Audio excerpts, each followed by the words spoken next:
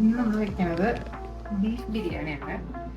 Chettinad beef biryani. അത് പേളി മാണിയുടെ inspired ആണ്. അപ്പൊ ഞാൻ അതൊന്ന് ട്രൈ ചെയ്ത് നോക്കുള്ളൂ. എങ്ങനെ വരുന്ന അറിയില്ല, എന്തായാലും നോക്കി നോക്കാം. ഇതിലിപ്പോ ബീഫ് കുറച്ച് വലിയ കഷ്ണങ്ങളായിട്ട് എടുത്തേക്കണേ. പിന്നെ മുളക് പൊടി, മഞ്ഞൾപ്പൊടി, ഉപ്പ് അതിട്ടിട്ട് കുക്കറിൽ വിസിലടിപ്പിക്കണം. ഒരു വേവാണ്ട് അത്ര വിസില്. ഞാനിപ്പോ ഒരു 2-3 വിസിൽ വെക്കാനാണ് വിചാരിക്കുന്നത്.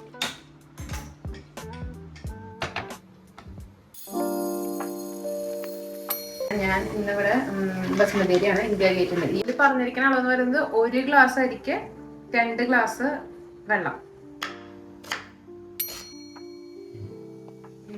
ഇതില് മല്ലിയില, പുതിന, പിന്നെ തക്കാളി, പച്ചമുളക്, ഇഞ്ചി, വെളുത്തുള്ളി ഇതെല്ലാം കൂടിയിട്ട് അരയ്ക്കാൻ പോവാണ്. ഞാനൊരു 3 തക്കാളി എടുത്തിട്ടുണ്ട്. നിങ്ങൾക്ക് ആവശ്യാനുസരണം എടുക്കാം. പച്ചമുളക് കുറച്ച് കൂടുതൽ എടുത്തിട്ടുണ്ട്.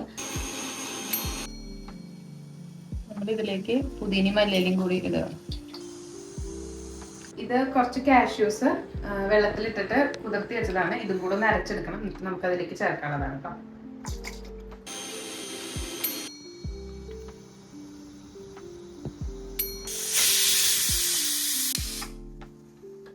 ഇതിപ്പോ ഒരു 6 വിസിൽ വന്നിട്ടുണ്ട്. 6 വിസിലായപ്പോ ഞാൻ ഓഫ് ചെയ്തിട്ടുണ്ട് കേട്ടോ. വിസിൽ ഫുള്ള് പോയിട്ടാണ് ഞാൻ ഓപ്പൺ ചെയ്തത്. അപ്പോൾ ഇത് വെന്തിട്ടുണ്ട് നല്ലോണം. നമുക്ക് ബാക്കി പരിപാടിയിലേക്ക് കാണാം.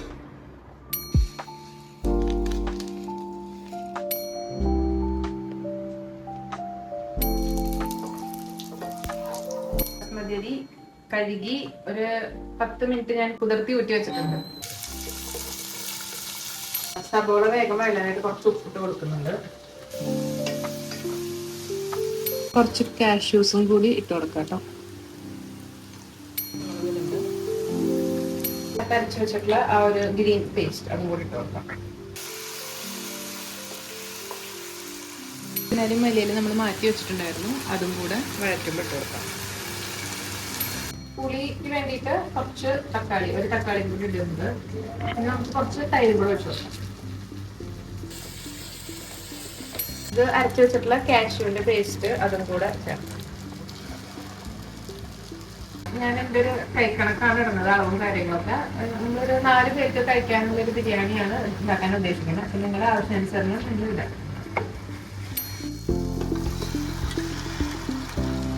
അപ്പം ഈ ബീഫ് ഇട്ടിട്ട് അത് ജസ്റ്റ് ഒന്ന് അതിലത്തെ വെള്ളം ഒന്ന് എത്തി വരുമ്പോൾ നമ്മൾ നേരത്തെ പറഞ്ഞിട്ടുള്ള അരിന്റെ വെള്ളം അളന്ന് വെച്ചില്ലേ, അതായത് 2-2.5 കപ്പ് വെള്ളം അതാണ് ഒഴിച്ചു കൊടുക്കുന്നത്.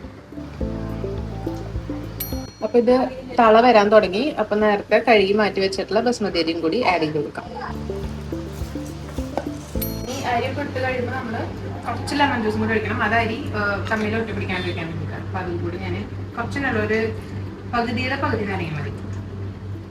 നമ്മളിത് അടച്ചു വെക്കാൻ പോവാം. അപ്പൊ ഒരു മീഡിയം ഫ്ലെയിമിൽ വെച്ചിട്ട് ഇത് ക്ലോസ് ചെയ്യാം.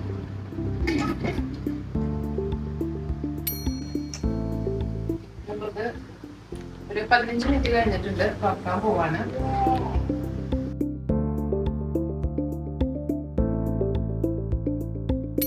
കുറച്ച് മല്ലിയില ഇട്ടിട്ട്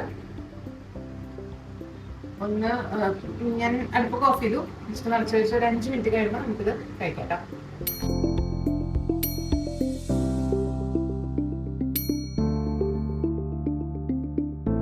കുഴപ്പമൊന്നുമില്ല, ടേസ്റ്റ് ഉണ്ട്.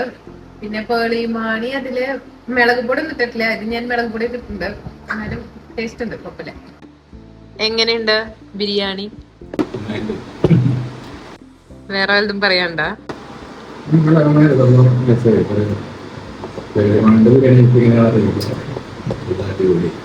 ഓക്കെ.